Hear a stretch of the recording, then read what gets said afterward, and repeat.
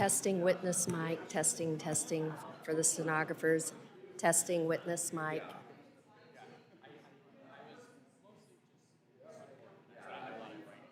Testing, testing witness mic.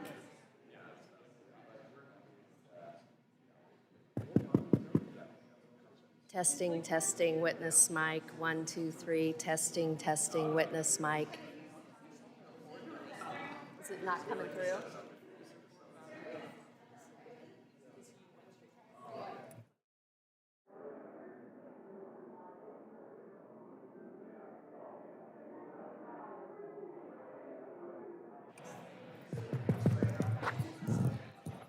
Testing 1, 2, 3. Audio check for the stenographer. Testing 1, 2, 3. Witness mic. Audio check. Check, check.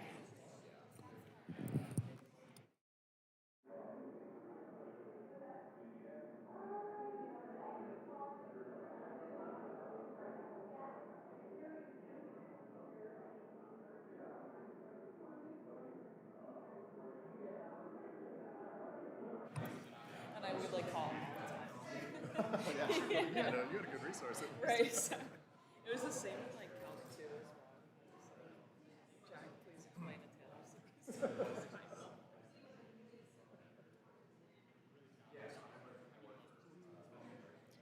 Microphone check, testing. 1, 2, 3, 4, 5. Doesn't that sound weird, like far away? Oh. Testing 1, 2, 3, 4, 5.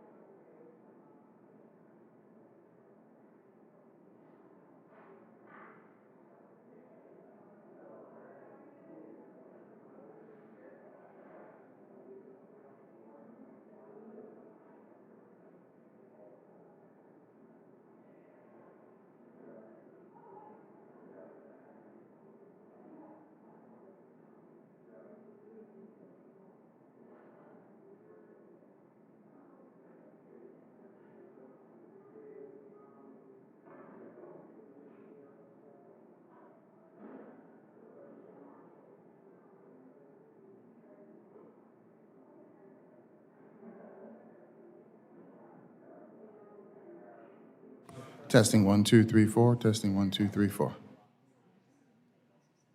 All right, good.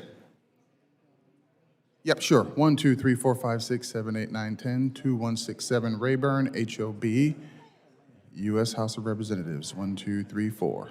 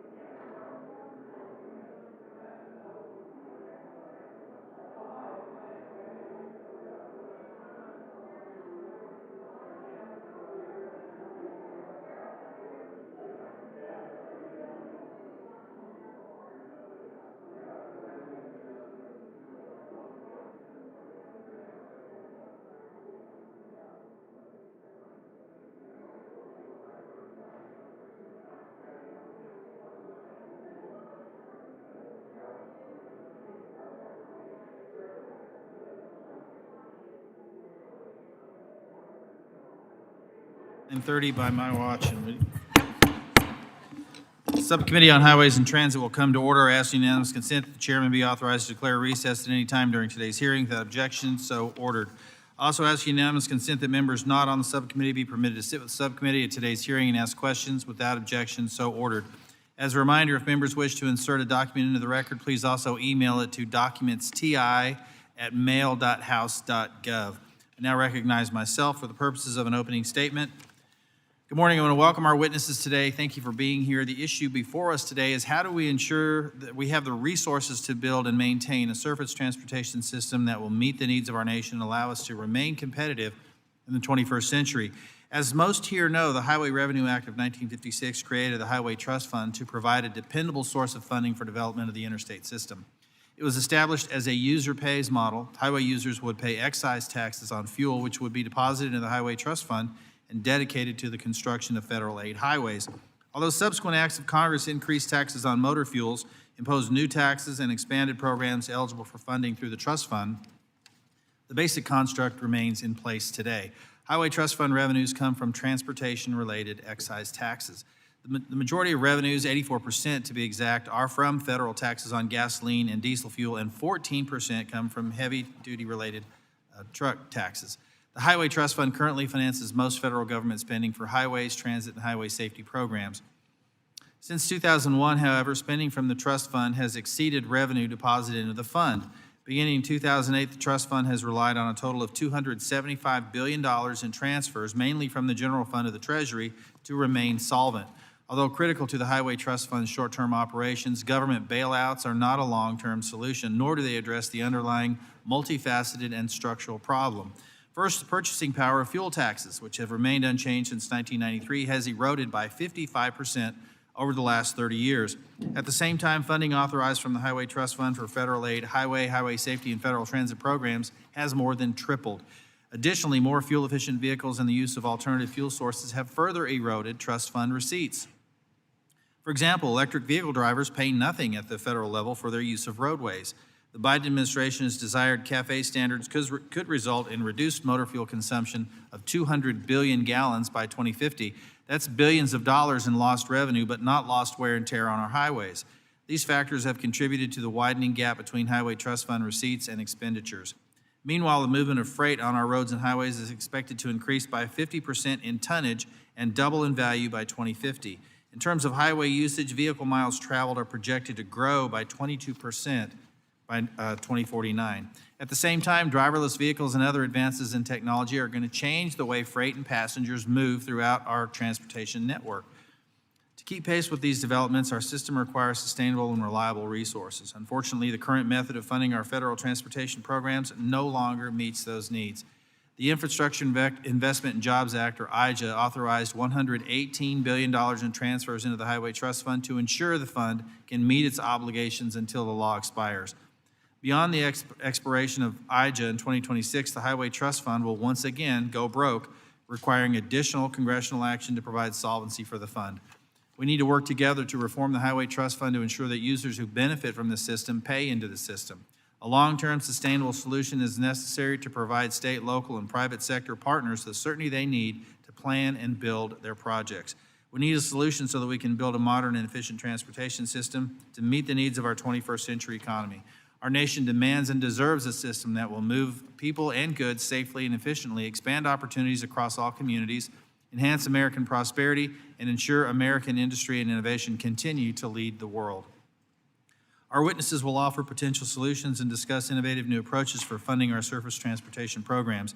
I thank them for appearing before us today. I now recognize Ranking Member Holmes Norton for 5 minutes for an opening statement.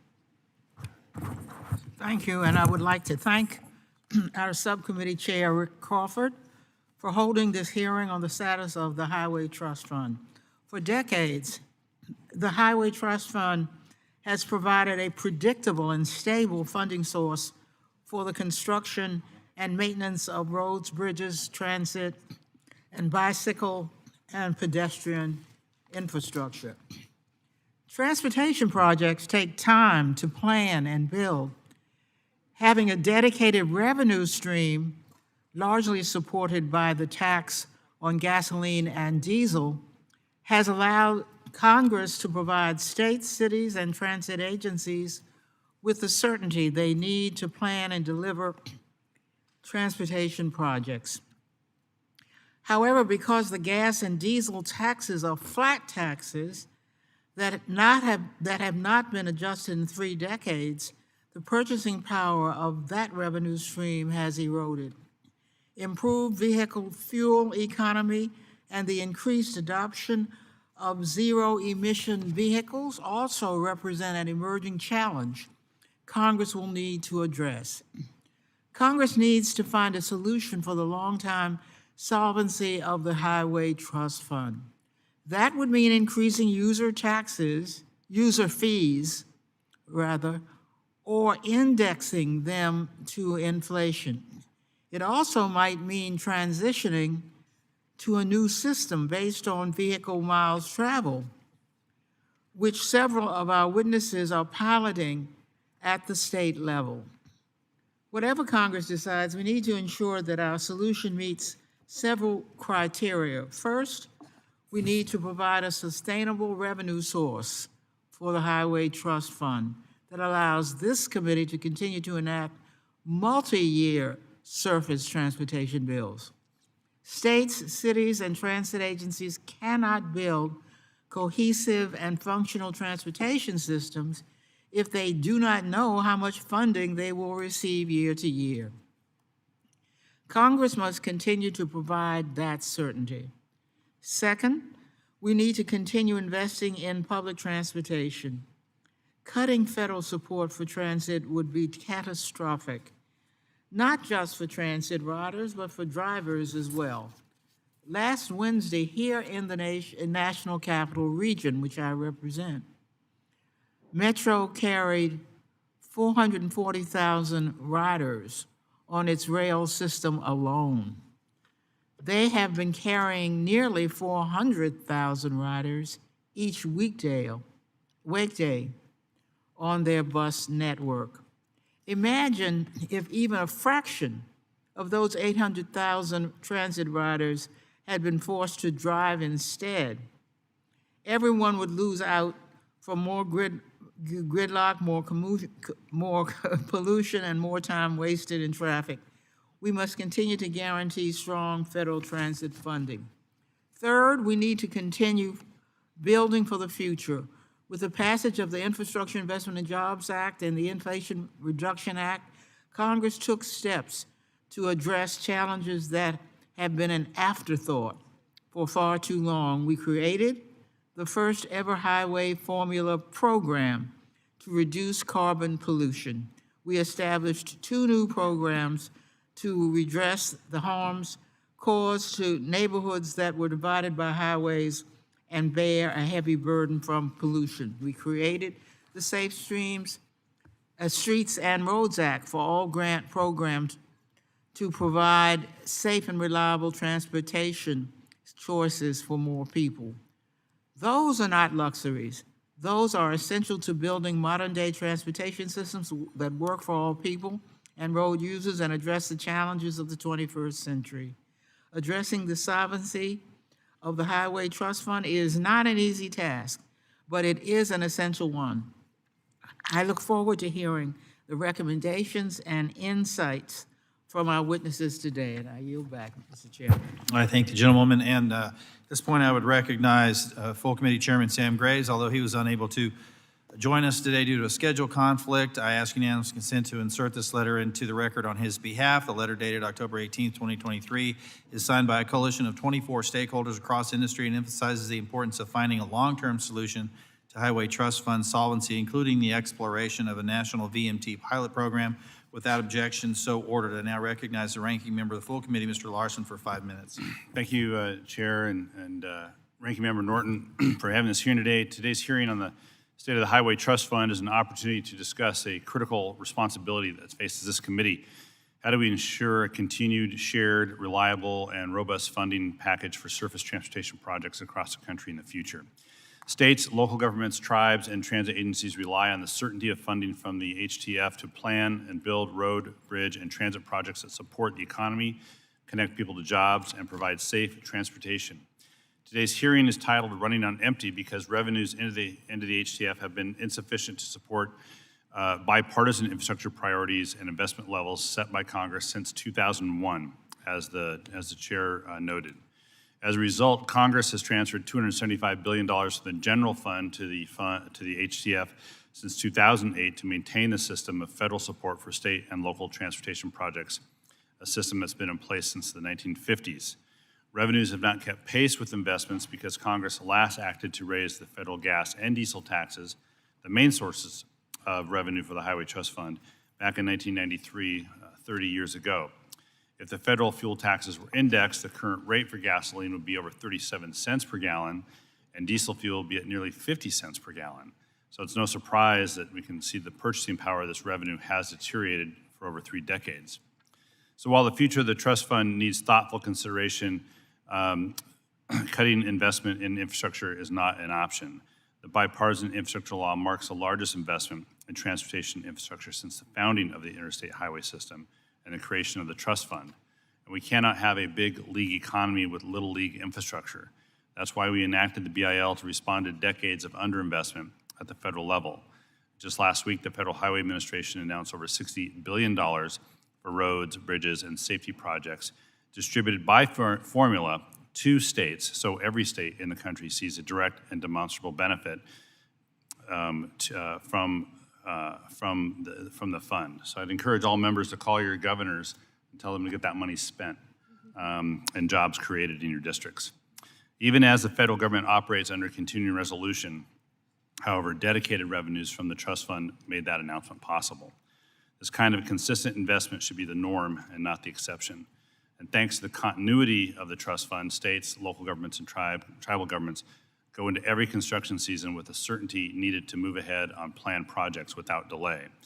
In the coming decades, with anticipated increases of population and demand for freight transportation, sustained and predictable investment in our infrastructure and in safe mobility will only grow in importance. In the next surface transportation reauthorization, Congress will have to decide how to fund transportation investments and whether or not to adjust the sources and levels of revenue that go into the Highway Trust Fund. The bipartisan infrastructure law directed the Department of Transportation to establish a pilot program evaluating a national motor vehicle mile per mile user fee. The BIL also updates and continues a grant program for state-level user fee pilot programs. And just as a matter of history, in 2007 in one of these iterations of transportation legislation, we passed a bill that included the Transportation and Revenue Commission that came back and recommended a vehicle miles traveled fee. So that was 16 years ago by my math, and we're still treating this as a pilot program. So my home state of Washington has established a pilot program to test and analyze a road usage charge, or a RUC, for vehicles as an alternative to gas tax. I'm happy to have Rima Griffith, the executive director of the Washington State Transportation Commission, which runs the Washington State's RUC program, here to share some lessons learned with the committee. States across the country are taking action to increase revenue to fund transportation projects. 31 states have approved plans to increase revenue through additional bonds, fuel taxes, vehicle registration fees, and tolling. Additionally, at least 33 states assess annual EV fees ranging from $50 to $225. Although EVs are not the cause of the trust fund insolvency, but as they become more prevalent, we will need to decide how to incorporate them into a user pay system. And the states continue to explore options to fund investment. We can learn from these efforts. So one more history lesson for me, I guess. Back in 2015, I observed that our country's transportation funding is running on empty. Without predictable federal transportation investments, we slam the brakes on creating jobs and growing our economy.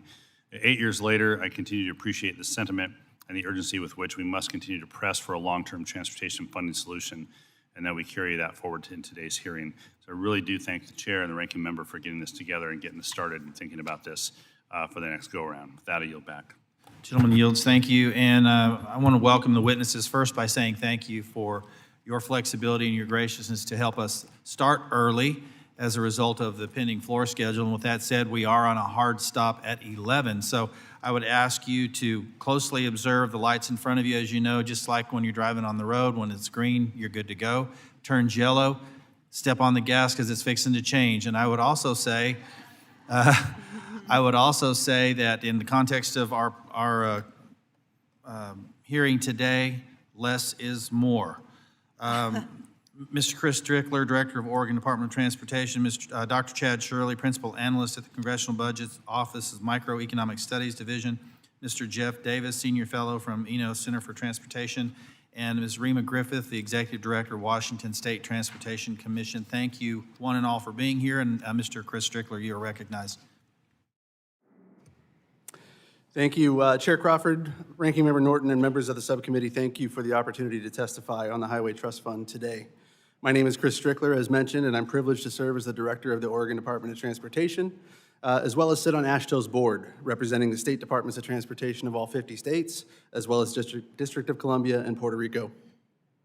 I extend AASHTO and ODOT's utmost gratitude to you and your colleagues on the subcommittee for your dedicated leadership on surface transportation policy through the Infrastructure Investment and Jobs Act. Stable and long-term policy and funding provided through the robust multi-year federal surface transportation bill remains crucial for state DOTs to improve safety, mobility, and access for everyone.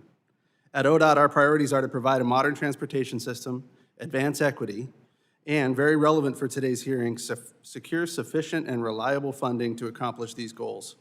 ODOT, along with all other state DOTs, are experiencing funding challenges due to reductions in gas tax revenues, and like the Federal Highway Trust Fund, we are running on empty. The Highway Trust Fund serves as the primary mechanism by which the federal government provides resources to states, local governments, tribes, and transit agencies for highway and transit investments. Bills like the IIJA provide contract authority for several years at a time, giving state DOTs the funding certainty to plan and manage the program into the future. In Oregon, this federal funding has allowed us to address safety improvements, preserve the state of good repair for both our rural and urban transportation network, make our transportation system more resilient to natural disasters, and address transit needs in our small communities across the state. But the trust fund once again faces a fiscal cliff. At the expiration of the IIJA, and since 2008, revenues have not kept pace with the expenditures approved by Congress. And more than $275 billion has been transferred into the trust fund from the general fund during this same time. Why this happened is relatively straightforward, as the purchasing power for the trust fund has declined substantially. Federal fuel taxes are flat and have not been adjusted since 1993, and have therefore lost more than half of their value over the last 30 years. While the gas tax has not increased at all between 1993 and 2022, college tuition has gone up over 460%, and the cost of healthcare has risen by 280%. We need to find a long-term solution, and my written testimony includes a matrix that demonstrates a universe of options that might be available. With fuel taxes losing their buying power, Congress is now exploring a user pay approach that charges people based on how many miles they drive rather than how much fuel they buy. This modernization is necessary to put the focus back on the actual use of the system rather than just the consumption of fuel. Oregon was the first state to create a gas tax more than a century ago. And we are once again at the forefront of road usage charging, launching the nation's first pilot project in 2006 and the first operational road usage charge, or RUC, program in 2015. We call our program ORGO. Our program demonstrates a new way to fund road maintenance, preservation, and improvements. Volunteers pay a per-mile charge and receive a credit for the fuel taxes they pay at the pump. In 2017, our state legislature demonstrated their understanding of the revenue problem and their leadership by establishing supplemental registration fees for hybrid and electric vehicles to ensure that those highly efficient vehicles that use little or no gas contribute their fair share to the state system, or these vehicles could simply join ORGO. We appreciate that concerns have been raised about the equity of road usage charges. We've seen data that rural residents tend to drive longer distances and use less fuel-efficient vehicles and thus pay more in the gas tax today than their current counterparts. Under a RUC, rural residents likely wouldn't pay much more than they do in a gas tax, and urban residents who tend to drive more efficient vehicles would likely pay a little more. A road usage charge is a fair way to ensure that all vehicles pay for their use of the roads. I also can't emphasize enough that user privacy is a critical component of Oregon's program.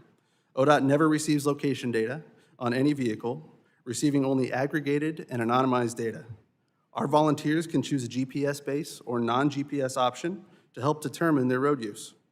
We have partnered with private sector account managers who are responsible for administering individual transactions. And by statute, this data must be destroyed within 30 days of account settlement. Also, law enforcement must obtain a warrant in order to access that data. The trajectory of the Highway Trust Fund, which is the backbone of the Federal Surface Transportation Program, is unsustainable. Given its foundational role in funding highway and transit investments in every corner of the country, AASHTO looks forward to assisting Congress in finding a viable set of revenue options to ensure continued investment in our future through transportation. And I thank you again for the opportunity to provide testimony. Well, I want to commend Mr. Strickler for his comments that the yellow light's not working, and he was still able to come in under time and under budget. So thank you so much for that. I would also like to extend my apologies to Representative Hoyle for overlooking her, and thank you for your grace. And because of the time constraint, thank you for your understanding. Now move to recognize Dr. Shirley for 5 minutes. Good morning, Chairman Crawford, Ranking Member Norton, Ranking Member Larson, and members of the subcommittee. Thank you for the invitation to testify. Today I want to focus on the outlook for the Highway Trust Fund and the imbalances between spending and revenues for highways. For many years now, the federal government has been spending more each year from the Highway Trust Fund than the revenues credited to the fund. The revenues come from taxes on gasoline and diesel fuel and various taxes that apply to heavy trucks. To cover the shortfalls, lawmakers have transferred $275 billion to the trust fund, mostly from the Treasury's General Fund, over the past 15 years. Much of that was authorized 2 years ago as part of the Infrastructure Investment and Jobs Act. With that recent infusion, CBO projects that balances in the fund will last until 2028. If balances in the highway account or the transit account go to zero, the federal government can't make its payments to state and local governments on a timely basis. And by 2033, which is the end of CBO's 10-year budget projections, the cumulative shortfall would be $241 billion. So looking ahead, spending and revenues are out of balance. Most federal highway spending takes the form of grants from the trust fund to state governments to build new roads or rebuild existing ones. CBO projects highway spending from the trust fund to grow to an average of $65 billion a year through 2033. Increasing spending before 2028 or continuing projected spending levels past that date will require more revenues for highways than the $37 billion a year expected through 2033. Revenues ultimately come from the people who use the highway system or taxpayers. So one way lawmakers could increase revenues is by charging users of the highway system more. Doing that could help allocate resources more efficiently. Highway users are responsible for many costs that they do not pay fully, including wear and tear on roads and bridges, traffic delays caused by congestion, fatalities, injuries, and property damage from accidents, and harmful effects from greenhouse gases and local pollutants. One option is to charge highway users more would be to increase the existing taxes on gasoline and diesel fuel. Those taxes haven't increased since 1993. For instance, an increase of 15 cents per gallon would raise about $25 billion a year. That would cover the Highway Trust Fund's projected shortfall over the next 10 years. Another option would be new taxes on highway use, such as a tax on vehicle miles traveled.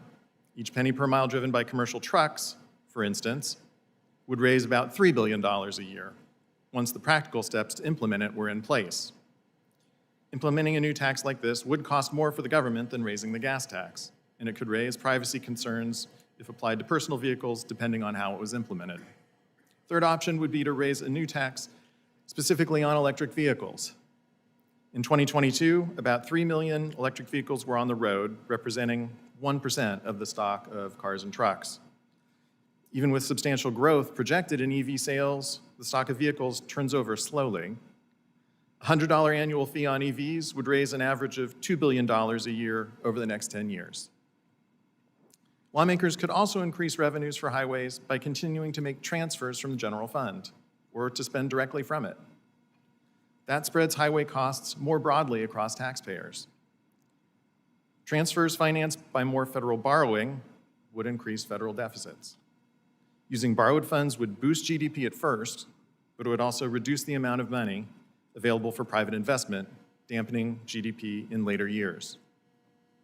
Last, let me say a few words about financing. The federal government also subsidizes the financing of highway spending by state and local governments. Through tax-preferred bonds, direct loans and loan guarantees, like TIFIA, and funds used to capitalize state infrastructure banks. State and local governments used $23 billion in today's dollars the federally subsidized borrowing for highway spending each year, on average from 2007 to 2016. Tax-exempt bonds accounted for about 3/4 of that total. Financing allows state and local governments to pay for highways over a period that more closely matches the useful life of that infrastructure. Financing can be particularly attractive when a government does not have funds available for a desired investment. However, financing is not a source of revenues. It is a means of making future revenues available sooner. Let me stop there, and I will be happy to answer any questions.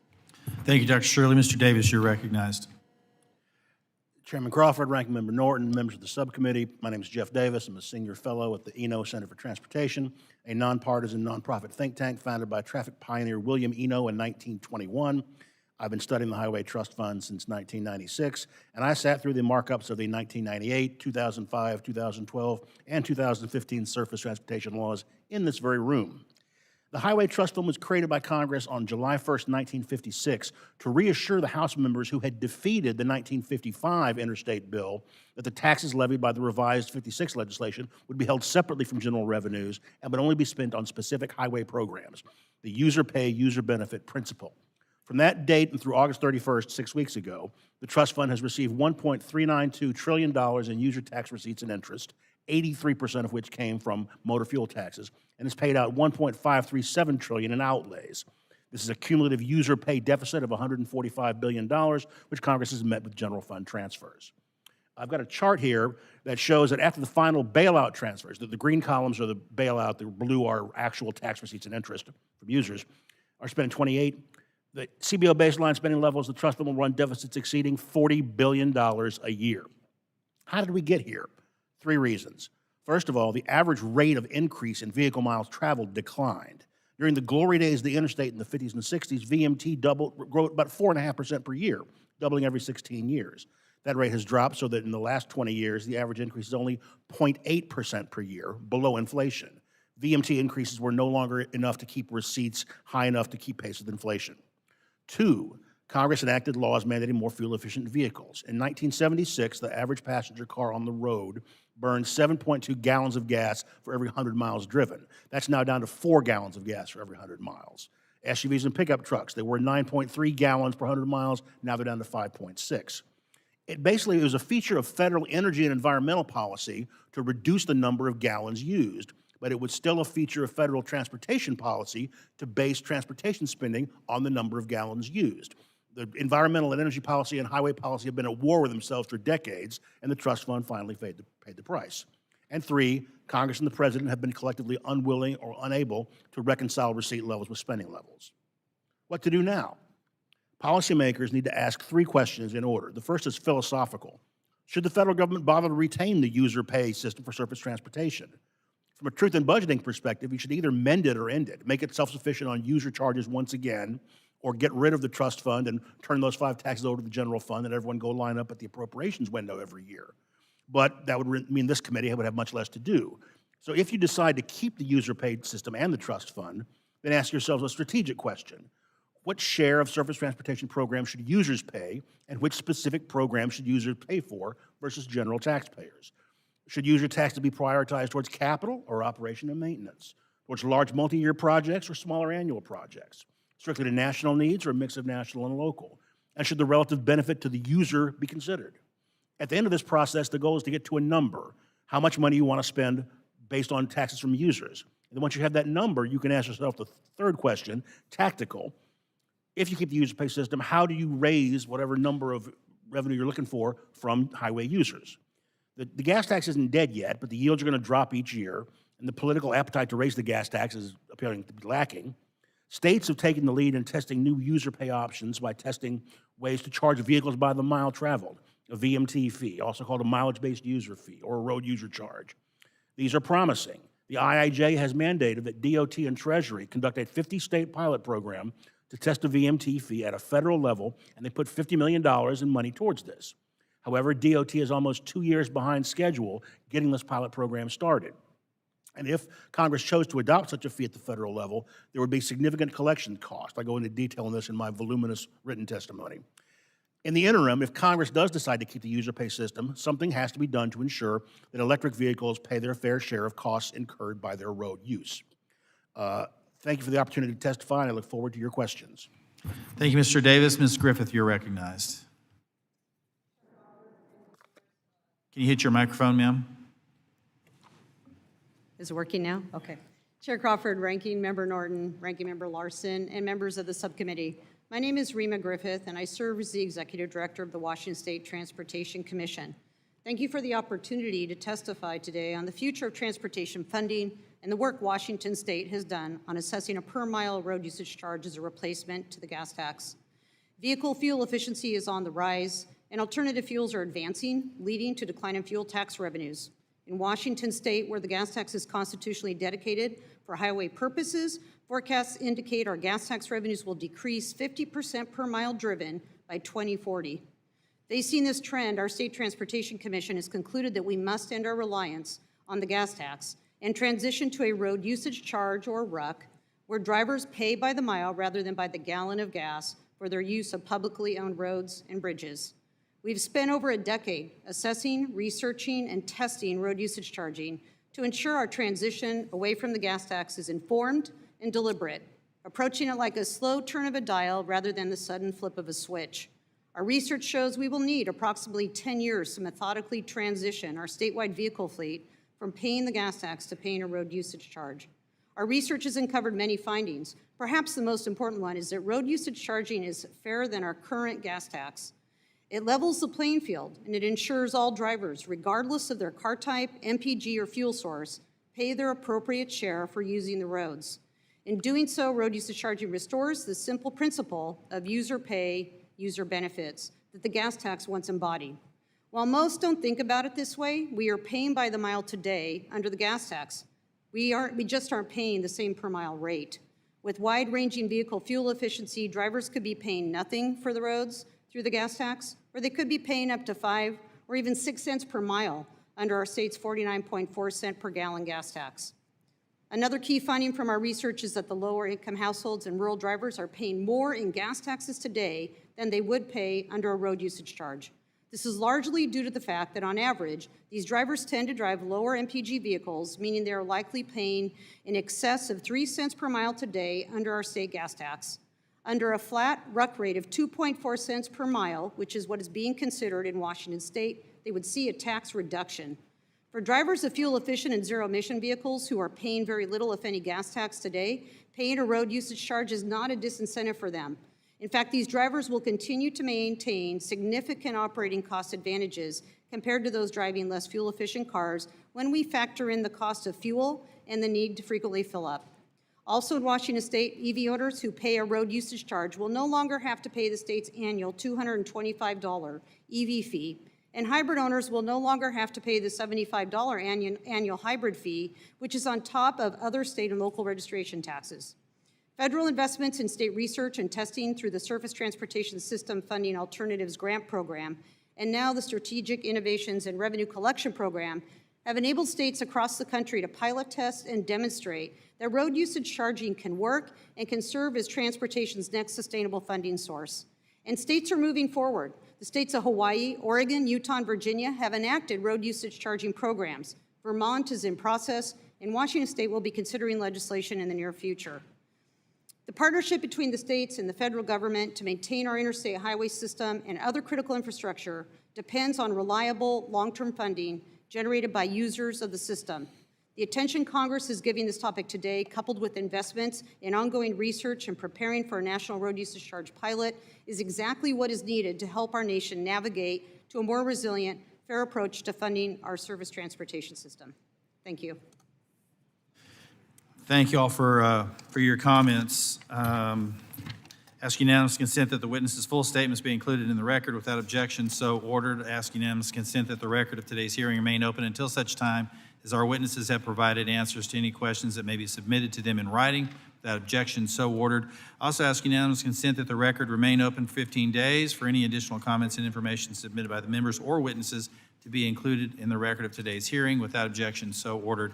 And finally, ask unanimous consent to reduce member questions time to 3 minutes to allow more members questions. Without objection, so ordered. With that, I would recognize myself for 3 minutes. Mr. Strickler, Ms. Griffin, about 60% of Americans live paycheck to paycheck, and our economic situation is exacerbated by the persistent inflation that we're experiencing right now. I'm concerned that an annual or even quarterly vehicle mile traveled or road usage charge would cause more harm to lower-income individuals. I understand that many believe that lower-income individuals pay less under RUC, but the timing of RUC bills may be a problem. How many low-income individuals have participated in your programs thus far?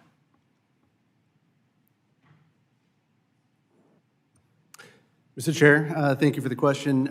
Again, Chris Strickler, Oregon Department of Transportation. I don't have the data, but I can certainly get it for you for how many low-income users are a part of our RUC program right now. But I can tell you that low-income users of our system in general is a priority for ODOT. Gotcha, appreciate it. Ms. Griffith? Thank you. We conducted a pilot of 2,000 drivers, of which a small percentage was considered low income. We have continued to do our research, though, deliberately reaching out to low-income communities and underrepresented communities across our state through focus groups and through interviews.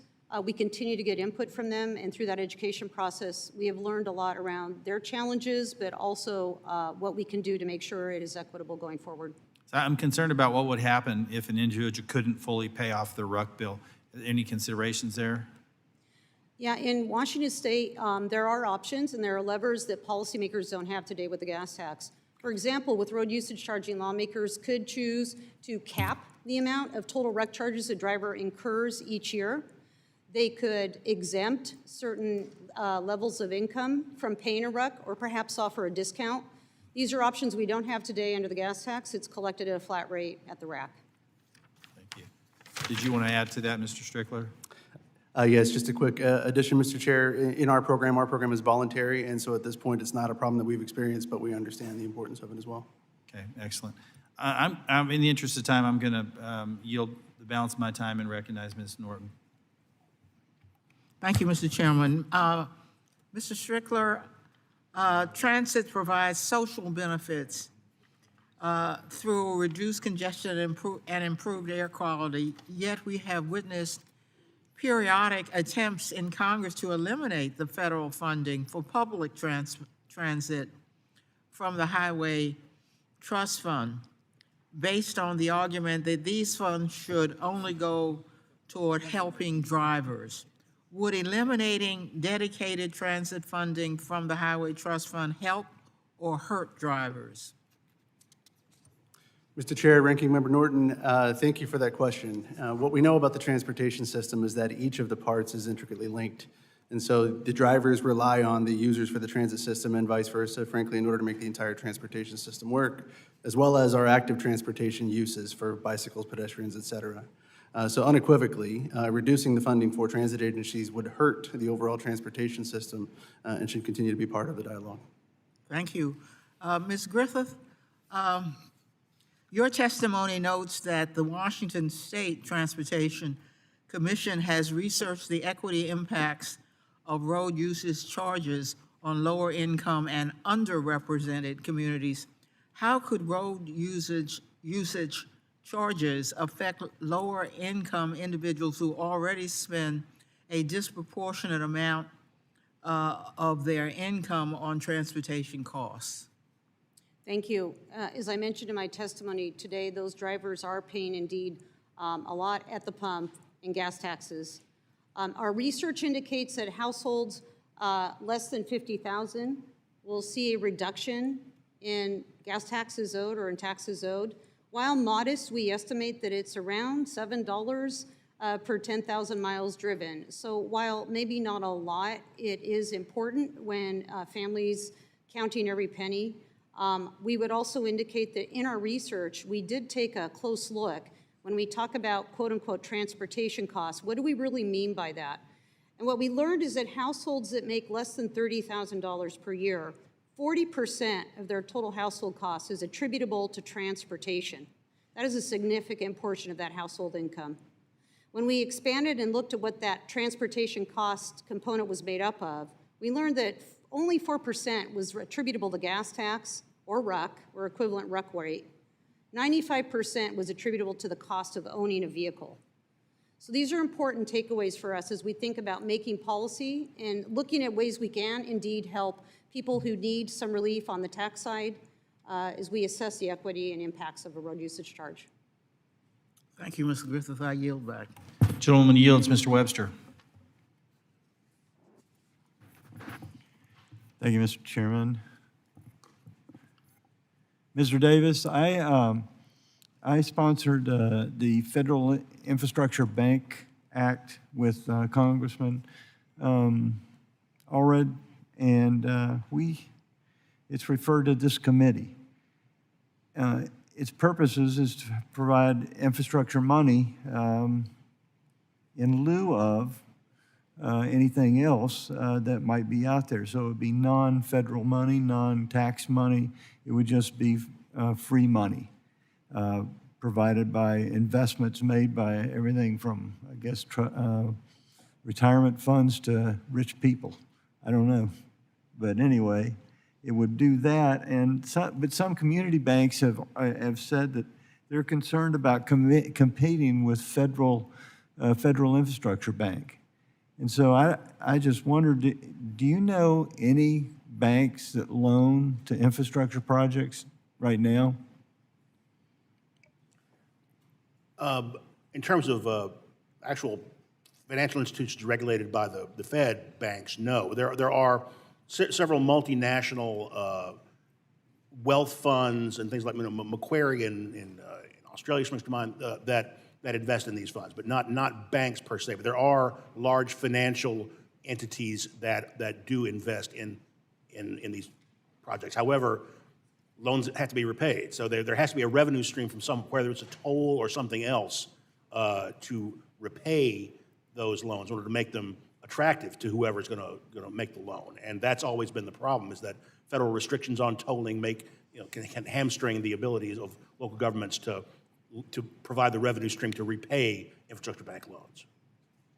So if these banks were up and running, loaning money, creating jobs, all the things that happen when money's spent, don't you think that would complement the local existing banks that are there as opposed to deterring them from their regular business?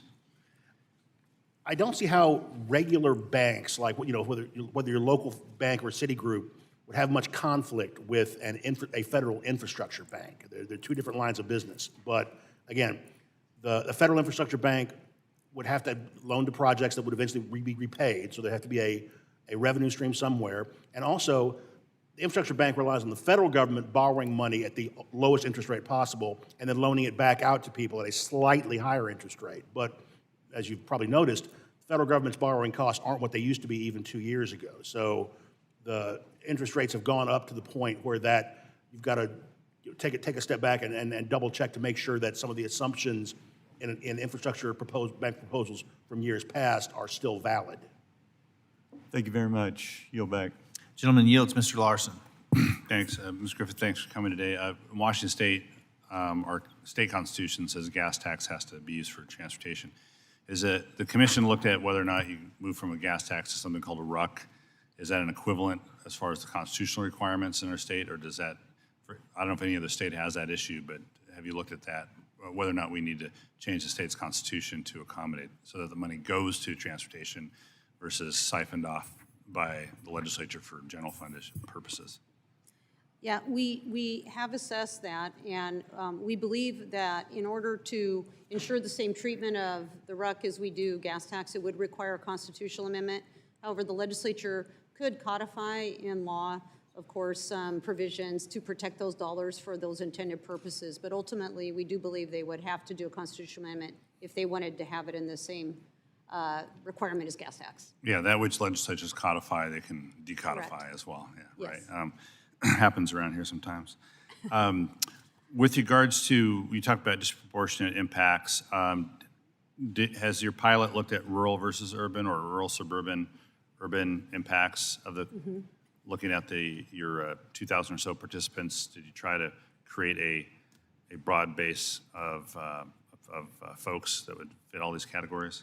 Yes, yes. Our pilot intentionally oversubscribed drivers in the rural parts of our states to ensure they were represented and could test and experience what a road usage charge would have in terms of the impact to their households financially as well as participation. So we were intentional about making sure they were very involved in that pilot. Yeah. Now, we have the third highest gas tax of any state in the country or so. We also are tied for lowest income tax for those who question Washington State's tax system.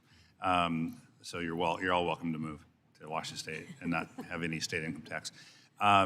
But given that, has the RUC, has the commission looked at the RUC as a complement, a supplement, a replacement to that gas tax because it's relatively high compared to other states?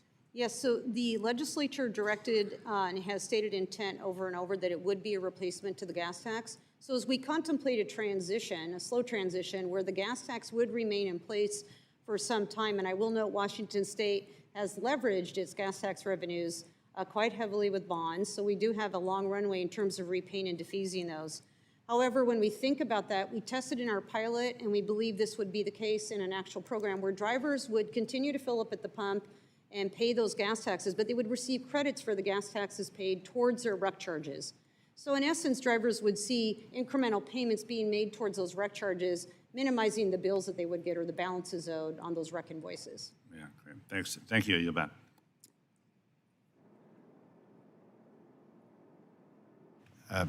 Gentleman yields. Thank you.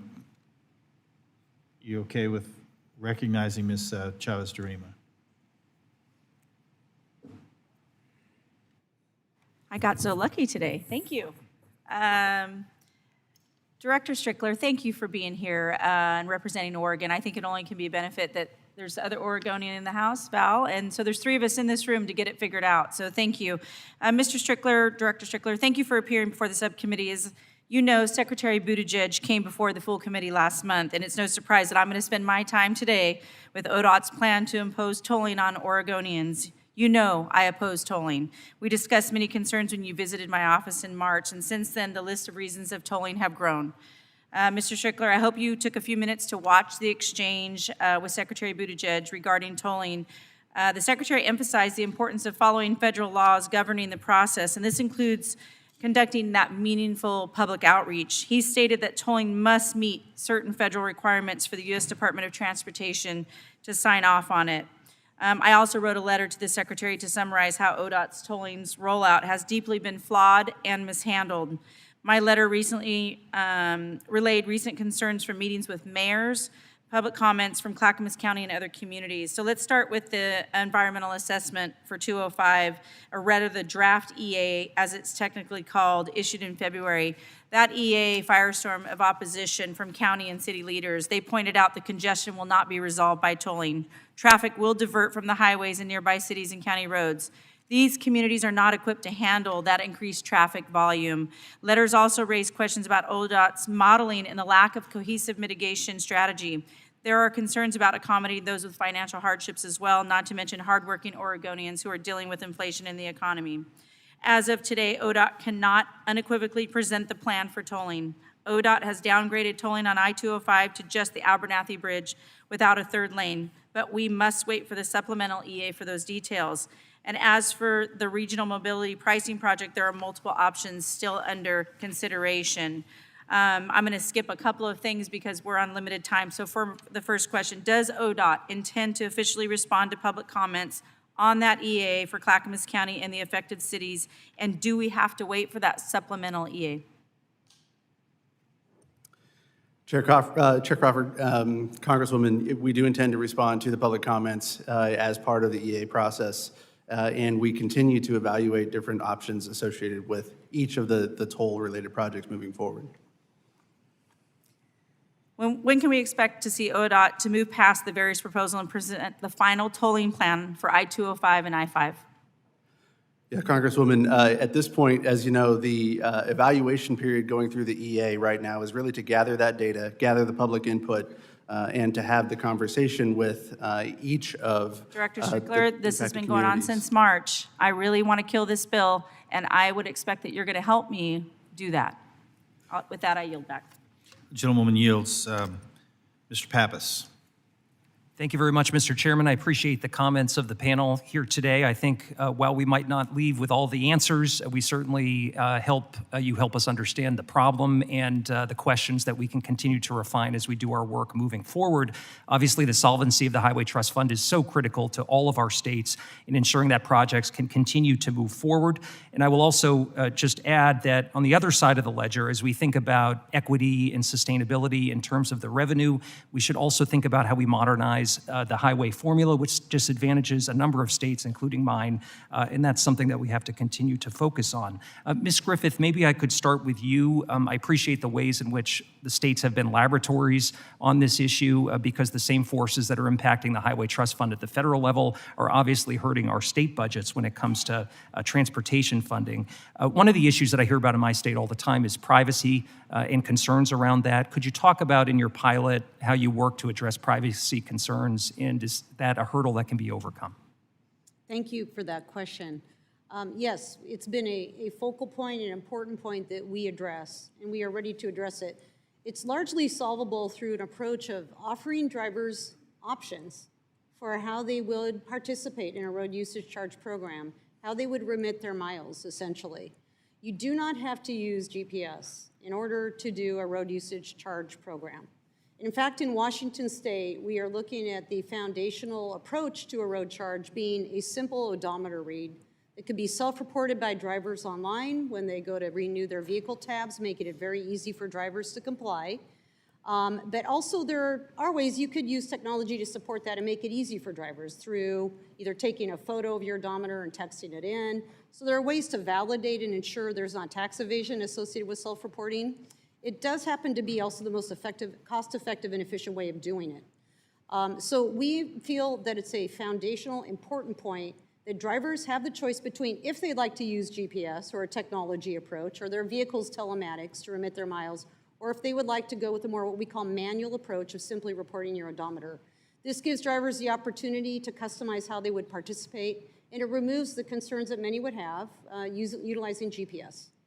Well, thanks for that. I'd like to shift to Mr. Strickler in the time that I have left and ask about a different topic, the August redistribution process, which I know is a concern to a lot of state DOTs. I've heard it from my state too. I know that AASHTO has been engaged in conversations with Federal Highway to modernize this redistribution process. Can you talk a little bit about your thoughts in the remaining time?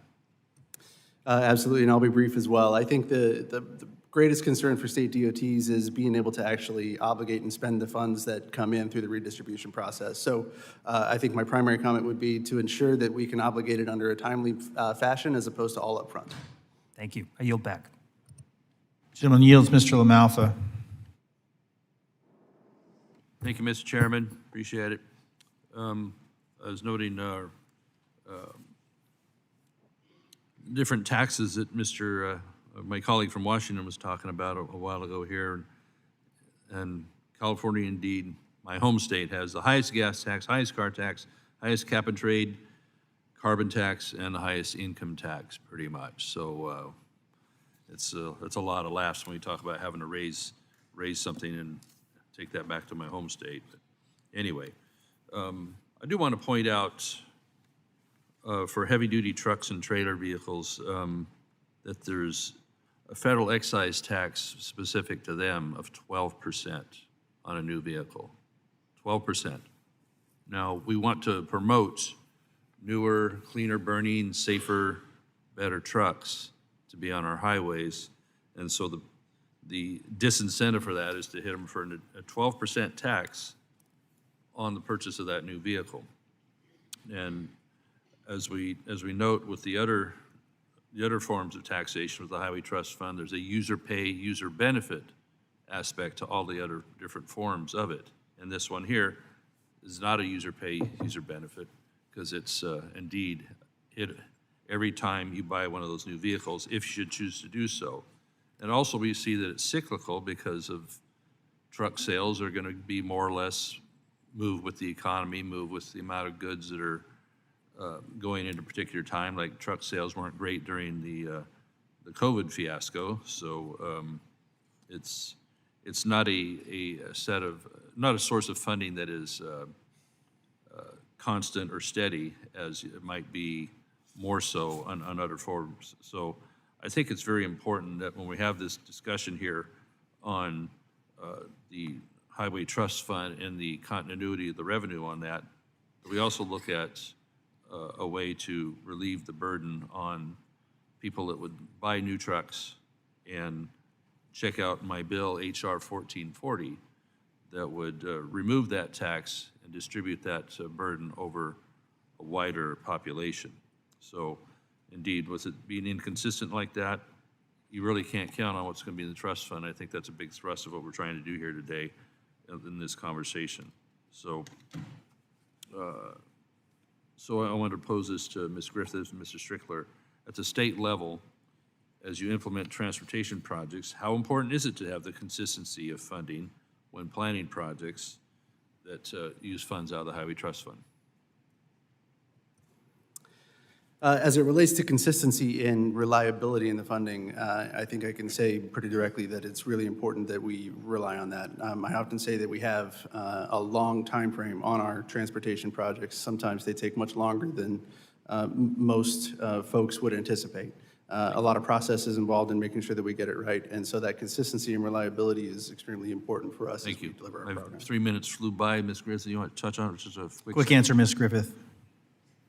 Yes, it is important to be consistent. When we have a number of projects that we consider mega projects that go on for years and years, the cyclical funding and flow of funds is critical to ensuring that we are delivering them efficiently. So delays in that funding ultimately result in cost increases on the bottom line of delivery. Thank you. Thank you, Mr. Chairman. The gentleman yields, Mr. Carbajal. Thank you, Mr. Chair. Dr. Shirley, in your testimony, you highlight that the projected balances in both the highway and transit accounts of the Highway Trust Fund will be exhausted in 2028. Your projections indicate that accumulated shortfall will be $241 billion over 2024 through 2033. I know there's a variety of options that Congress can take to close this funding gap.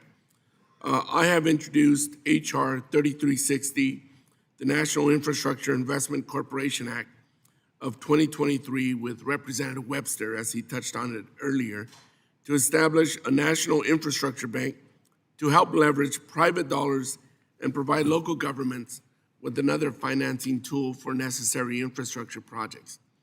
I know there are existing financing programs like TIFIA and the Railroad Rehabilitation and Improvement Financing RRIF program. What do you think the advantages of having an infrastructure bank would be? So, as you pointed out, there are different financing mechanisms in place to potentially either assist states or to assist private entities that are interested in participating in financing highway infrastructure. Depending on how it was implemented, I haven't had a chance to take a look at the details of your legislation. You'd be sort of shifting the decision-making responsibility in terms of where projects would be funded, which projects would be financed, away from either necessarily the state and local governments or from the Department of Transportation. So I know that certainly would be a difference with a National Infrastructure Bank. And then I think it would depend on the incentives that you have in place for sort of additional participation in it in terms of tax preferences or in terms of other funds being provided to it. Thank you. Mr. Strickler, one of the biggest obstacles to addressing the projected shortfalls for the Highway Trust Fund and finding alternative sources of revenue is educating the public about the need for a new idea or approach. How have you handled educating the public in Oregon? Congressman, thank you for that question. Frankly, we've been out having detailed conversation, not just about what the incoming revenue is, but what we're buying for that revenue. So I think part of the actual conversation has to entail what the public gets. We've long been an industry that serves for the things that we build, and we need to have a focus on the people. I would say that as we looked at our RUC program, for example, some lessons learned there would be having more detailed conversation with the public so that they understand the complexities of highway funding and transportation funding across the board, because frankly, the public doesn't understand all of the different revenue streams that we have, and then how then that could benefit them in conversion to a RUC. So I would say increased communication. Thank you. Mr. Chair, I yield back. The gentleman yields. Mr. Owens. Thank you, Chairman Crawford, Ranking Member Holmes, and all witnesses today that we have the opportunity to learn, listen, and discuss the Highway Trust Fund. America's highway system has long been the foundation of a robust economy growth, job creation, and interstate commerce that's produced the quality of life that Americans have come to expect as normal. This infrastructure has been foundational to our prosperity as goods, services, and people move rapidly across our 2,800-mile span of our nation. However, with each passing year, we need to modernize how we fund this critical infrastructure asset as it grows more urgent. I do know that the answer is not simply raising federal fuel tax. As cars become more efficient and more Americans switch to electric vehicles, revenue sources are decreasing and maintenance costs increasing. What we do know is a short-term injection of government funds cannot continue to be the solution, nor the increase of taxes, which disproportionately affect the poor and middle-class families who are unable to afford top-dollar EVs. For this reason, I look forward to learning from the day's witnesses and moving this subcommittee closer to getting a consensus the American people and our constituents expected. Thank you, first of all, for your opening statements, and forgive me for any redundancy, but there's one area that I did have some concerns about. So I have one question really for Mrs. Strickler and Mrs. Griffin. Much of my district is disproportionately affected by increase of fuel tax due to the long distances my rural constituents have to travel for basic goods and services. These tens of thousands of constituents are certainly not going to be buying the EVs. From solutions you have considered, how do you bridge the urban-rural divide to ensure rural Americans are not footing the bill? Ms. Griffin, why don't you start off, please? Thank you for the question. We have looked at options to mitigate potential negative financial impacts on rural drivers, recognizing they do put on more miles than their urban counterparts. I will note suburban drivers with their long commutes into city centers where they work also put on significant miles as well. So long miles, total miles per year is a concern in general when you think about charging by the mile. Our lawmakers are considering approaches that we have recommended, potential, again, levers that the road charge provides that we don't have with the gas tax, such as thinking about either, again, capping total amounts that you could accrue in a year. So if you drove 20,000 miles and potentially faced let's say $500 or $600 in rec charges, the state legislature or Congress could certainly put a cap and say, well, you'll never be liable for anything over 300. So it provides that level of certainty. We've also looked at ways of a tiered approach of rec rates. So you might think about portions of miles, say anything up to 5,000 miles, you pay one rate, 5 to 10,000, and so on. And you start creating a tiered rec system where drivers have that certainty and perhaps get a cost break as they drive further. So those are just a couple of ideas. Thank you. Thanks so much. I'll yield back my time. The gentleman yields. Mr. Menendez. Thank you, Chairman. I want to echo the ranking member's comments about continuing to fund mass transit, which so many of my residents, constituents rely on, and I believe we need to continue to heavily invest in throughout the country, but specifically in New Jersey's 8th Congressional District. In addition to my home state of New Jersey, most of our roads and bridges were built over 100 years ago. The American Society of Civil Engineers found that 57% of our roads are in poor or fair condition. In a recent article, it was cited that the most heavily traveled structurally deficient bridge in the state of New Jersey is the Route 495 East Bridge that carries traffic to the Lincoln Tunnel over Route 3.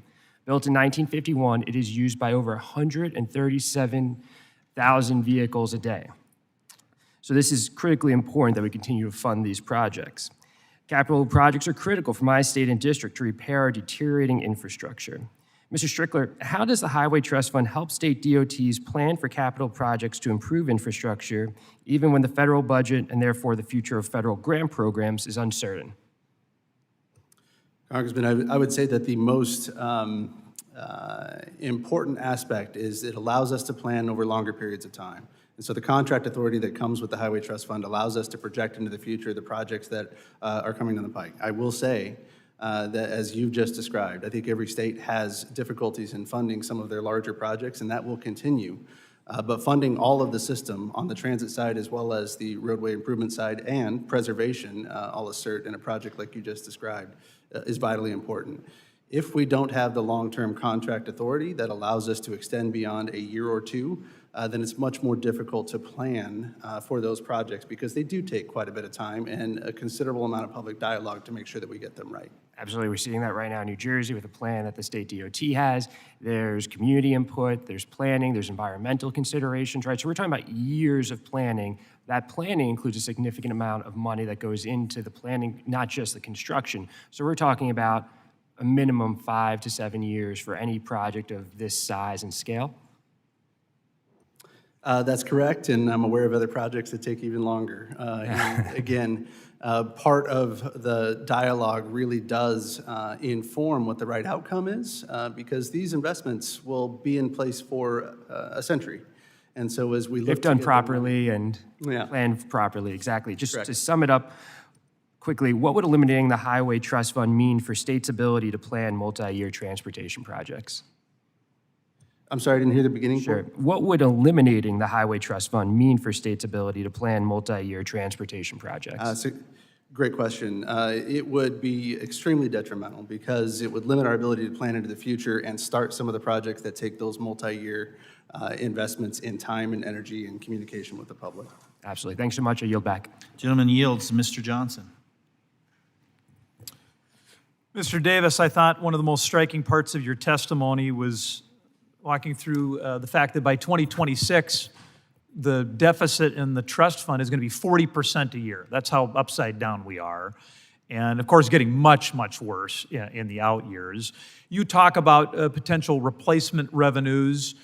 You mentioned vehicle miles traveled. That's been a big discussion today. Are there technical reasons why we don't talk more about a pay-at-the-pump approach? I mean, that's what works for gasoline. What technically means that can't work at the charger? You mean only electric vehicles or all vehicles? Well, clearly pay at the pump already works for the internal combustion engine. Why can't that same mechanism work for EVs at the charging stations? It can. The problem is that the majority of EV charging is done at home. So it's a question of how do you tell how much of the kilowatt hours from your utility bill are going to charging your car versus other things. And right now, that's only possible if you install a very expensive sub-meter in your home. Who's going to pay for that?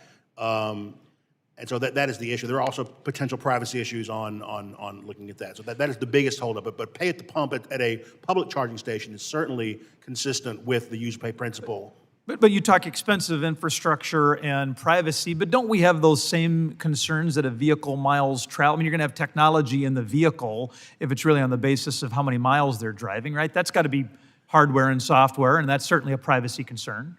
You can. There's about 5 different ways that states have found to build the route. There's onboard telematics in the car. That has privacy issues. There's that little OBD port by your left knee. You can put a little box in there with or without GPS. So it can either just track miles or GPS. And of course, these, we're all giving our privacy location away to, Apple and Microsoft already. Or just a simple odometer readings, either at your state annual inspection or on a voluntary basis. So there are 3 or 4 ways of doing it, either with or without GPS in each area. So that so far it's been up to states, and most states are offering multiple options to participate in the VMT pilot as their choice. And of course, to the extent that everybody paying at the pump still puts us into a 40% deficit, everybody paying at the pump or the charger, however they're doing it, doesn't fill the void.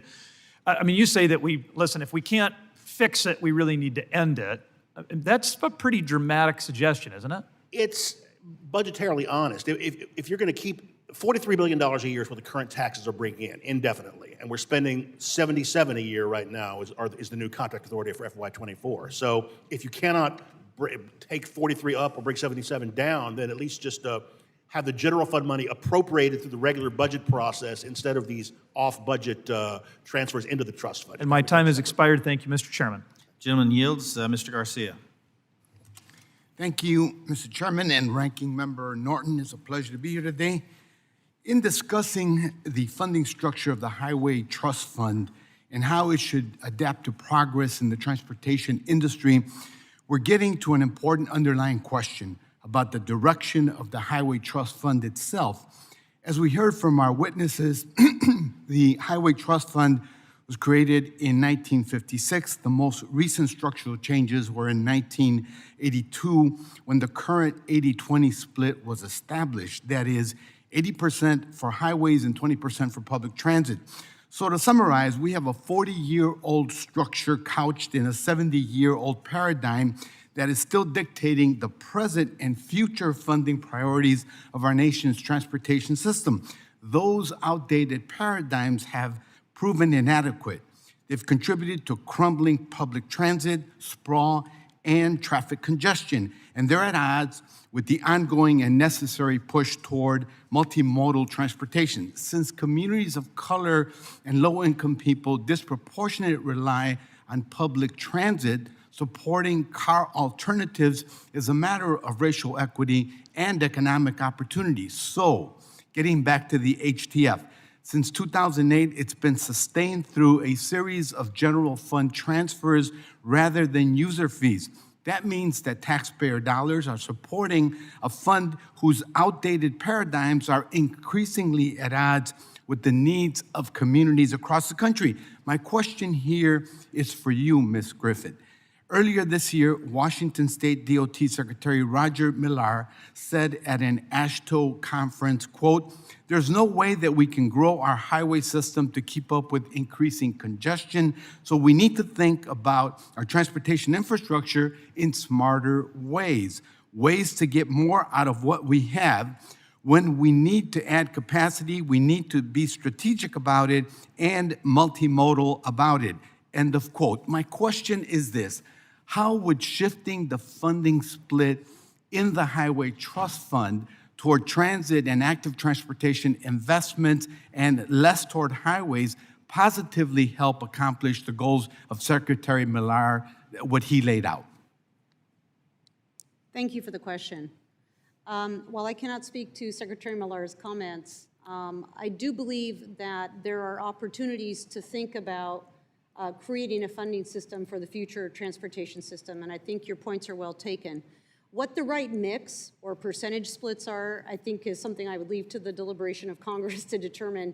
I do believe, though, that when we think about funding, sustainability is the first and foremost decision point and action that needs to happen. We need to get money in the coffers, right? And then we can debate and discuss how we distribute and use those dollars.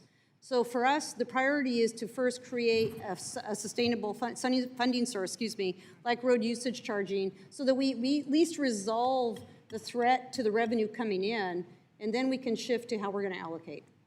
Thank you, and thank you, Mr. Chairman, for your indulgence. Gentleman yields, Mr. Yocum. Thank you, Mr. Chairman, and thank you to our witnesses for being here today.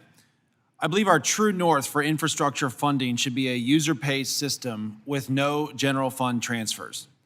I don't know that a silver bullet exists that immediately gets us to that, but I do believe that that should always be our guiding principle as we seek to chip away at that gap.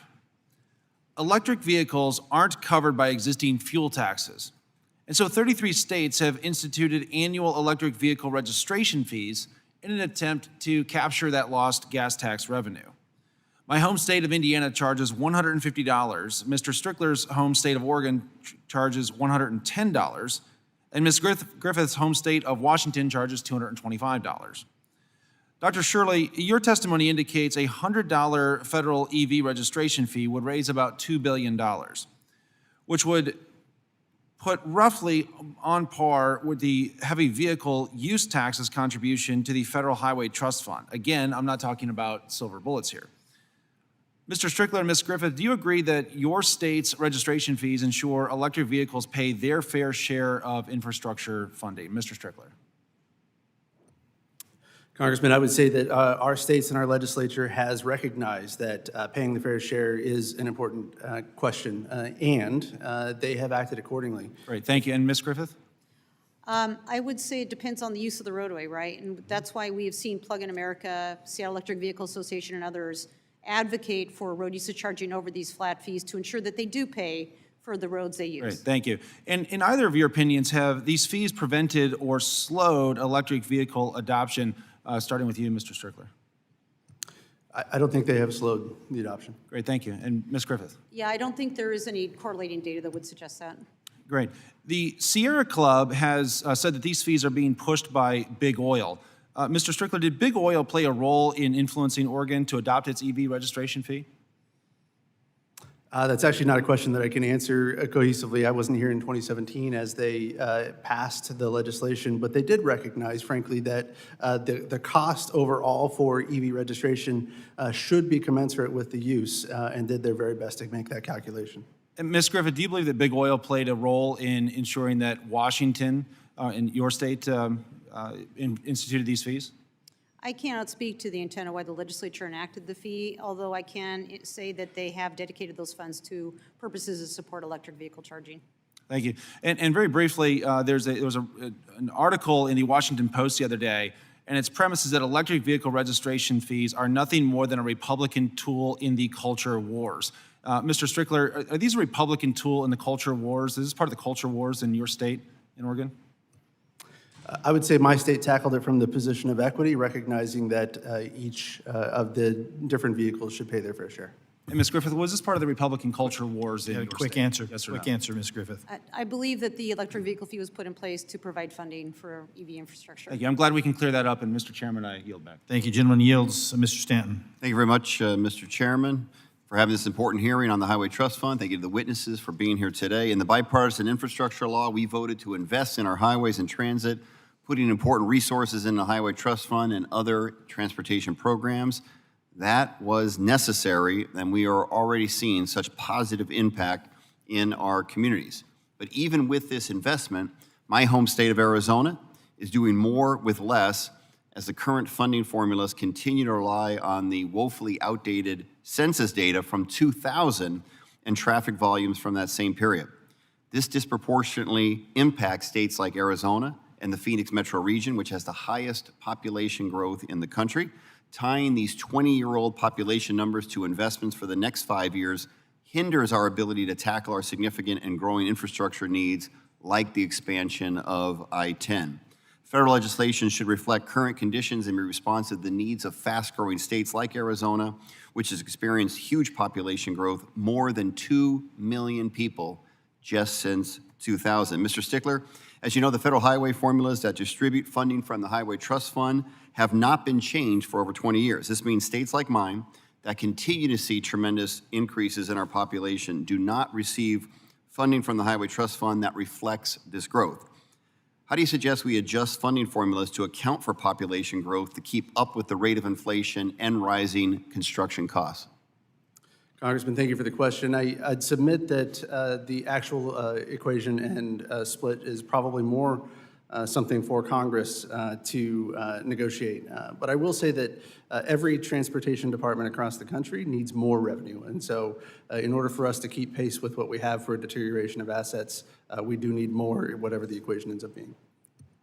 Should we be using the most recent census data in federal highway funding formulas? Please. I'm sorry? Please. Should we be using the most recent census data in federal highway formulas? Again, I would probably defer that to Congress to come up with the most equitable form. Okay. I want to thank my colleague, my colleagues in the Senate, including Senator Kelly, have been working on language to study the formula and modernize it, and I appreciate those efforts. I look forward to working with the committee on the solvency issue of the highway trust funds and the issue of the inequity for fast-growing states like Arizona, where we have to keep up with that growth and having funding formulas that keep up with modernized information on census and population. With that, I yield back. Gentleman yields. Mr. Williams. Thank you, Mr. Chairman. Ms. Griffith, I have a question. Do you drive a electric vehicle for your personal use? No, I do not. Okay. One of the concerns I have about the infrastructure requirements for electric vehicles is actually the charging infrastructure. And obviously, that's different than weight on the roads and repairing the roads. But when we think about a vehicle usage tax, has anyone given consideration to the electrical infrastructure that's required is there any taxing mechanism considered in vehicle use to augment and offset the cost of the changing in our power generation and distribution system for electric vehicles? Is anyone aware of any studies along those lines? Yep, I'm surprised. That's a huge multi-trillion-dollar investment that's required to see electric vehicles come to fruition. Ms. Griffin, do you share your location data? Currently, for example, like in your phone, would you feel comfortable sharing all of your transportation, your movement data? For example, with the tax authority? Yes, I would. I share it with private companies, and I would trust sharing it with the government as well. That's fascinating. I think very few of your fellow citizens would share that enthusiasm for sharing private data with the federal government. The essence of the VMT requires that this kind of personal and private information be shared with our tax authorities. In fact, with very little data, even without real-time GPS data, using artificial intelligence, you can actually correlate a person's habits. You can predict where they will be. You can predict where they go to church. You can predict where their children go to school, where they shop. All of these things, even with what's called metadata or just high-level information from from this. And I think it's a great concern. Dr. Shirley, one of the things that I've seen from your chart, which I really appreciated, is the increase of subsidies and shortfalls that have been added since 2007. And those seem to only get larger and larger. This seems unsustainable. And it seems like electric vehicles are accelerating that or exacerbating that. As you look at your chart, do you have concern that the federal government will perhaps stop providing these kinds of subsidies? Quick answer, Dr. Shirley. Certainly agree that the shortfalls are increasing. I don't know, that will be something for you and your colleagues to work through how best to handle the shortfall and the discrepancies between revenues and outlays. Thank you for your time. Gentleman yields, Mr. Cohen. Thank you, Mr. Chair. Mr. Davis, I haven't had an opportunity to go through all of your data here, but you mentioned that one of the, number 3, that Congress failed to cut spending or increase tax rates to compensate for these trends. Just a quick cursory look on Google at a couple different sources. It looks like 3 cents in 1956 would be at 30 cents today. With inflation, there's 2 or 3 different sources, and they all come to about the same conclusion. Have you done any work on that, and would that be about the right level? It depends if you're looking at the way it feels to the consumer, which is CPI, but that doesn't tell you much about the price of actually building of asphalt and concrete. So it peaked when Eisenhower raised it to 4 cents in 59. Right. That was, in purchasing power, that was about 70 cents equal today because of construction cost inflation. Well, let's just assume 10, that's about 2/3. That'd be 18 is what we're at now, give or take. That'd be up 12, that's 2/3 of what it is now. If you had 2/3 more money in that fund, we'd be okay, would we not? Because I think we have 40 right now. Yes. Yeah, so the problem is Congress. And Jim Oberstar, if he was still here, we wouldn't have had this problem. If he wasn't here and he was a one-man government, we wouldn't have this problem. Well, if he were still here, it would be in the 4th hour of this hearing. But but we'd learn a lot. A lot of opportunities. We passed, I think, in this committee to fund the highway fund with Oberstar, an increase in the tax in the gas tax.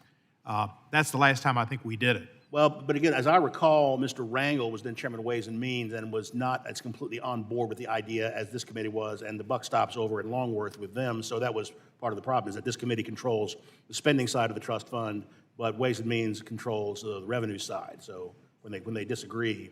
Well, the bottom line is, if Congress would have kept the gas tax at the rate it was when it was initiated, we would have been okay. So it's a problem. If it had been indexed for any kind of inflation from the beginning, yes, we would still be fine. And I understand people are fearful of raising taxes and all that, but it was a duty and responsibility we should have had in this committee at least to get it going. Let me ask you this, maybe Ms. Griffith, about the idea of taxing based on miles, and I understand that too, but isn't there a difference in the damage that cars do based on their size? So at least for state highways, they are engineered to carry the weight of about 10,000 pounds or under. So it is de minimis to think about in terms of weight for the passenger fleet. However, it certainly could be a proxy of rate setting where you set rates by weight to accommodate or cover those cost impacts. Is the diesel tax compared to the gas tax appropriately different to compensate for how much a truck would damage the roads as distinguished from a Mini Cooper? From a context purpose, it appears it would be so given it's higher. I think there would have to be further research, and it's probably been done on what a correlating rate would need to be for the heavier vehicles. Mr. Crawford, thank you for scheduling this hearing, and thank you all for attending. You bet. Gentleman yields, Mr. Collins. Thank you, Mr. Chairman. I'm on a fact-finding mission, so most of my questions are just asking, trying to get some information with me personally since I'm in this industry and pay taxes. Right now, we pay 24 cents a gallon on fuel taxes. FET tax is usually about $15,000 per truck on new trucks. Federal highway use tax, $550 per truck per year. And then we have international registration plan for our tags to pay for, which is about $1,300 per truck. And then since I own over 100 trucks, I have to join the UCR, which is the Universal Carrier Registration Program, which costs me around $4,000 a year. That adds up to over $10,000 per truck per year right now that I pay in taxes. So I guess my question, I want to ask Dr. Shirley, the Highway Trust Fund, is it only made up of fuel tax or are any of these other taxes included? I mean, there are these additional taxes on heavy trucks, heavy vehicles, like you were saying. I believe they comprise those additional taxes outside of the fuel taxes. I guess what I'm asking, what's the Highway Trust Fund made up of? Just fuel tax? I mean, that's all we're talking about. No, more than fuel tax. Those other. So it's all these taxes combined? I'm not familiar with the UCR program, but other than that, yes. Okay. All right. So we got that over. Does the fuel tax pay for anything besides roads and bridges? Or this Highway Trust Fund? Is it for just roads and bridges, or does it cover mass transit, bike paths, sidewalks? Yes, it covers transit account as well. Funds go into that, and But we're going to look at making the deficit up on the back of truckers across this country. Is that what we're saying? I'm just asking. I can speak to how the revenues are coming in now and decisions about how best. Is that what to we're address the looking at? That's shortfalls. all I'm hearing is fuel tax, correct? On diesel. I had- Bicycles don't use diesel fuel, do they? I had a chance People to don't buy speak diesel to by ride the bus or mass transit. VMT fees Okay. or. So I guess, EV and fees here's as my well. last question for you. When y'all are looking at these analyses and we have these deficits, are we taking into any account how much extra that the federal government costs these projects just in the delays that they cause with the EPA and all these other federal agencies that are out of control and cause a 2-year program to go to a 20-year program or project? There's some context in which we've started to take a preliminary work. So I would look say at the issues federal related to government is a permitting. large part of the problem that we We've not- have with it. We spend too much money in the federal government now, and a lot of it is causing the private sector to spend more money as well just to get our roads and bridges up to standards. With that, I yield back, Mr. Chairman. Gentleman yields, Ms. Foshee. Thank you, Mr. Chairman and Ranking Member Holmes Norton for holding this hearing today, and to the witnesses. In the interest of time, I will simply ask one question and ask each of you to respond. Would you agree that investing in railway systems would alleviate the burden on the Highway Trust Fund to sufficiently serve every state?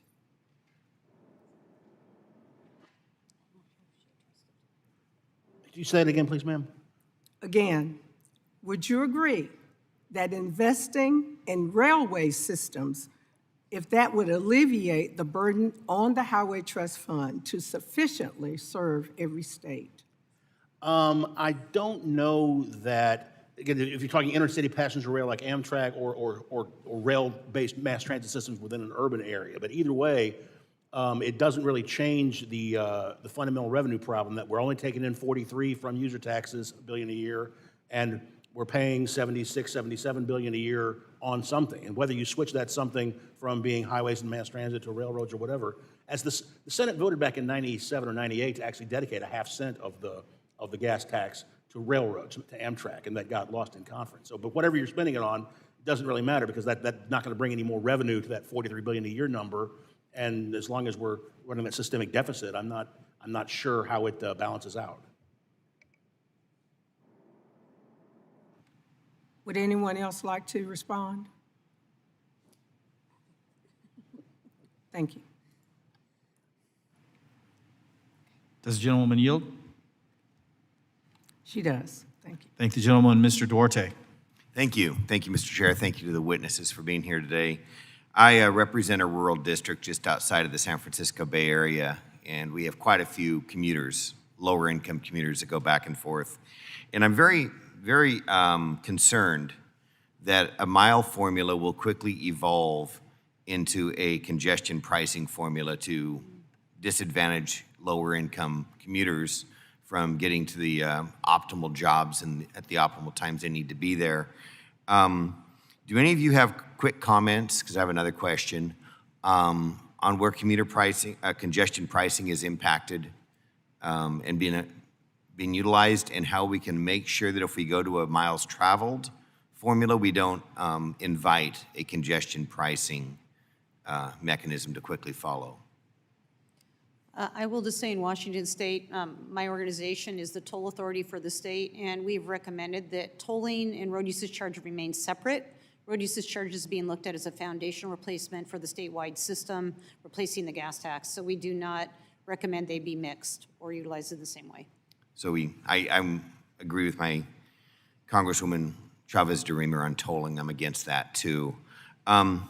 Strickler, are American taxpayers getting a bang for the buck for the dollars we do put into highway travel miles? I know the Infrastructure Transportation Jobs Act commingles funding with a lot of the Highway Trust Fund funding. We've got DEI contracting requirements, carbon neutral requirements, made in the USA requirements, on top of already established prevailing wage and NEPA requirements. Compared to inflation, what is the cost of a freeway mile done in the last 30 years compared to the Consumer Price Index? Yeah, Congressman, I might be able to give you a better answer based upon our Oregon experience and some of our state funding than what we've seen. As we look at the most recent major investment in transportation in 2017 in Oregon, what we see is that just the inflationary time period from then till now, the dollar buys less today, even after the increase in funding that came in House Bill 2017. So we are seeing an impact. But that impact, I think, creates an important question about how much we're investing overall and the sustainability of those revenue streams coming in. Thank you. Mr. Davis, do you have comments on that? What's the cost of a highway travel mile, a highway mile, doing in the last 7 or 8 years or the last 20 years, whatever perspective you can give us there? The Federal Highway Administration publishes a quarterly National Highway Construction Cost Index, NHCCI, ever since 2003. And after a long lull, unfortunately, that index has risen almost 50% since the fourth quarter of 2020. There were some supply chain issues, but also just there's only so much capacity in gravel pits and steel mills and cement kilns at any one time, and some of the upfront money in the IIJA may have pushed that capacity a bit. Do you believe that the social justice contracting requirements, the carbon neutrality requirements, the Made in the USA requirements are factored in completely to the current cost structure that you're referring to? Somewhat. I believe so far that the Buy America is probably much more significant than the other one you mentioned, at least right now. But yeah, there are significant issues with the Buy America requirements for construction materials in the IIJA that the administration and the industry are still working through. Thank you very much, Mr. Chair. I yield back. Gentleman yields. Let me thank the witnesses for being here today and for your flexibility. We greatly appreciate it. We've been able to, I think, jam about 50 pounds of back and forth into a 10-pound bag, so we appreciate it. And I thank the ranking member for her willingness to be so flexible, and to the members as well. So seeing no further questions from the members, this concludes our hearing today. I'd like to thank each of you again, and the committee stands adjourned.